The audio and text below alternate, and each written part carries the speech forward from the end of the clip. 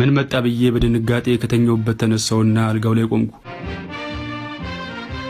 ኢንስታግራም ላይ ነበር የተዋወቅነው። ከዕለታት አንድ ቀን ኢንስታግራሜን ስከፍት መልእክት ተልኮልኛል። እዮብዬ ግጥሞችን እንዴት እንደምወዳቸው እኮ ብታይ። አባቴ ነገ ልደቱ ነው፣ ሰርፕራይዝ ላድርገው፣ በእናተ አንድ ያጠራ ያለ ግጥም ጻፍልኝ ይላል። የልጅቷ ስም ጽናት ነው። ፕሮፋይሏ ውስጥ ገብቼ ፎቶዎቿን አየት ማድረግ ጀመርኩኝ። ልጅቷ ልቅም ያለች ቆንጆ ናት። ይህን ውበት እያዩ ማለፍማ ግፍ ነው አልኩና ከአባትሽ በፊት ግን ቀድሜ ላንቺ በጽፍ አይሻልም አልኳት።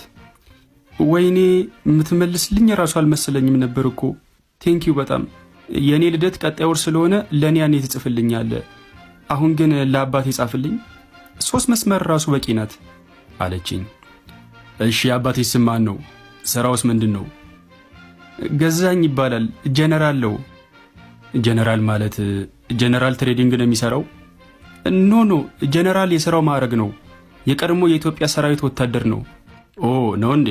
እሺ በቃ 3 ደቂቃ ስጪኝ አልኳትና ሰው ፈርቶ ሲደበቅ ቆልፎ መስኮት በር ጀነራል ገዛኸኝ ክላሹን አንግቦ ይጠብቃል ድንበር የሚል ግጥም ጽፌ ላኩላት። ኦ ማይ ጋድ በጣም አመሰግናለሁ አባቢ፣ በጣም ነው ደስ የሚለው። ቴንክ ዩ ሶ ማች። ምሳ ጋብዤ ላመሰግን እፈልጋለሁ ብላ ቁጥሬን ወሰደች።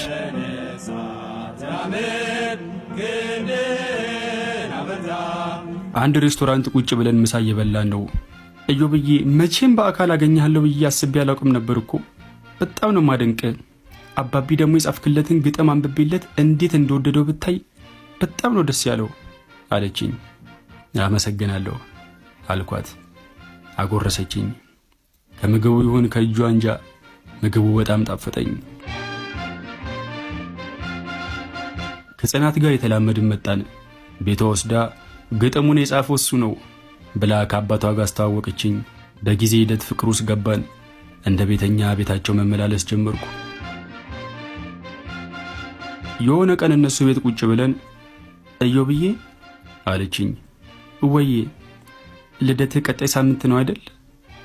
አዎ ማሬ፣ ምን ነው? ጆሮዬ ስር ገብታ ድንግልኔ ልሰጥ አስቤያለሁ ትወስደዋለሽ አለችኝ። ደነገጥኩና ኧረ አባትሽ ቢያውቁ ድንግልናሽን ከመውሰዴ በፊት ነው ቀድሞ ነፍስ የሚወስዷት አልኳት። ፈሪ አባቴ ቀጣይ ሳምንት ወደ ጦር ግንባር ይሄዳል አለችኝ። እኮ ከጦር ግንባር ሲመለሱ ደግሞ እኔን ግንባሬን ብለው ይደፉኛል። ደግሞ አባትሽ የቀድሞ ሰራዊት አባል አይደሉ እንዴ? የምን ጦር ሜዳ ነው የሚሄዱት?